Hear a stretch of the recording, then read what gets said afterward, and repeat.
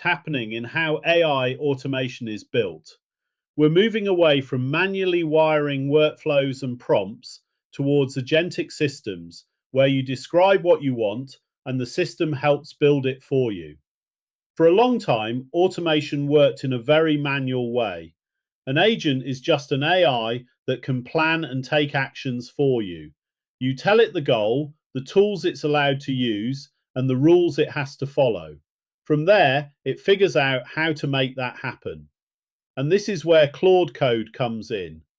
Claude Code lets you work with an AI agent inside a real development setup, but without you having to write code line by line or manually wire everything together. In the old model, when something broke, the workflow stopped and you had to jump in immediately.